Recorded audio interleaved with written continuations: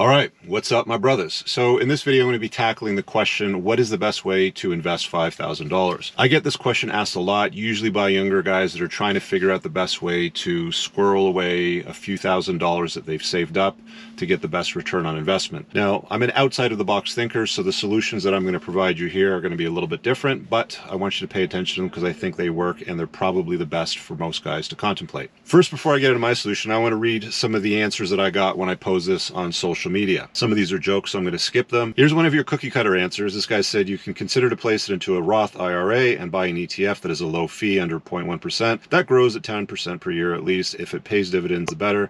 Since it is a Roth, you don't pay tax on dividends and gains. However, you need to hold it until you're 59 and a half. Otherwise, you pay a penalty tax of 10%. Peter Thiel put his PayPal stock in a Roth way back now, and it's worth billions. And now there is no tax liability. The problem with that is that's the cookie cutter answer. And yes, you'd have to wait for a very long time to get the money. And even then, do you really think that $5,000 is going to turn into billions? At best, it'll grow, but not by much. Another guy's into gold. He said solid gold bars. It's like Looney Tunes. Another guy said best investment I've ever made was starting my own business. Second to that, it's growth, stock, mutual funds, and index funds. And you get a lot more of the same sort of stuff. So here's what I've got for you. The first thing I would say to do is watch every single free video on YouTube that you can find by an expert in podcasts or even on their own channel if they have one, talking about the subject. For the purpose of this video, I'm going to use the example of entrepreneurship because that's my wheelhouse and what I'm interested in. For you, it may be tech, it may be becoming a licensed medical professional, who knows? There's loads and loads and loads of free resources out there that you can watch that provide some value. Sometimes you got to dig through a lot of dirt to find the gold, but it's definitely out there and it's totally free. So you don't even need to spend the $5,000. The first thing that you need to do is get clear on what it is that you want to be when you grow up, meaning what are you looking to do?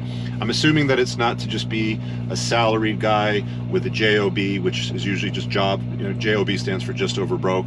I'm assuming you're looking for something bigger. So this is how I'm going to phrase this video because I always talk bigger. I'm a play to win guy. I'm not a play not to lose guy. So I would first invest about $250 into 10 books.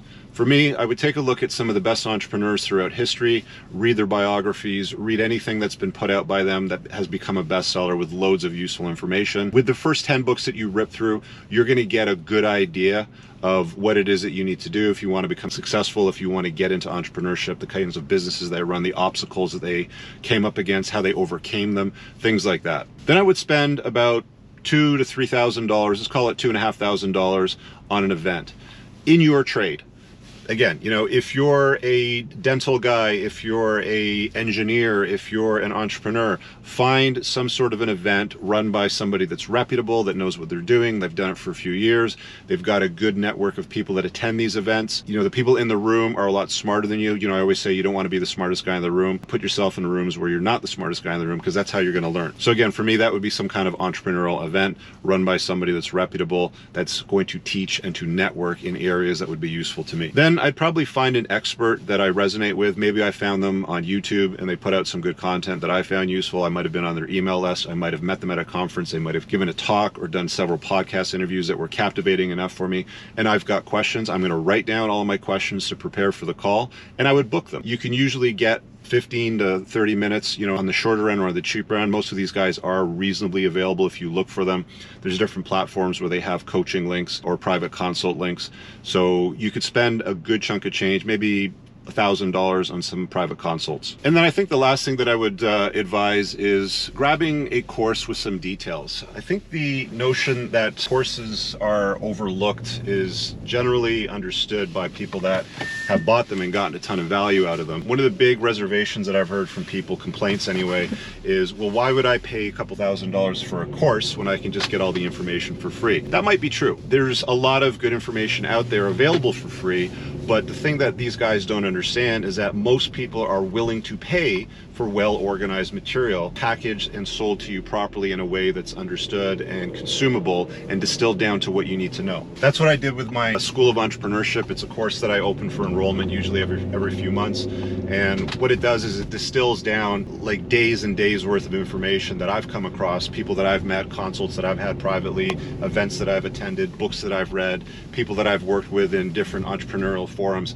And I've just distilled it right down to about 9 or so hours of good, useful useful information that helps people understand and get the clarity that they need around what kind of a business is a good business to run and what kind of a business is generally a shit business to run that's going to be difficult, hard, and annoying. So there's my tips. I don't think investing $5,000 into something like Bitcoin or an ETF fund is going to get me the best return on investment. I think the best return on investment is putting that money into yourself, doubling down, making sure that you get good results, making a lot more money, and then investing that a lot more money into something that's going to pay you a big dividend. Putting $5,000 away into some sort of index fund or something like that, sure, you'll end up with more money over time, but you're not going to end up with billions like Peter Thiel here, the guy that mentioned in the comment there. It's just not going to happen. Now, if you put away a few $100,000 or $1 million or two into something and you invest it wisely, at that point, then you have an opportunity to multiply that to something that is significant, that can be useful to you, maybe even your family later on down the road. So contemplate that. I'd like to hear what you guys think on the notion of what's the best way to invest about $5,000. Leave a comment below, and in the top pinned comment, check out all of those links. They go to my website, my book, and a bunch of other useful stuff. Hope you guys have an amazing day. Peace out. I don't ever slow up, no I don't take shit. I got no love for the fakeness. If you wanna play tough and wanna hate this, I'll always show up.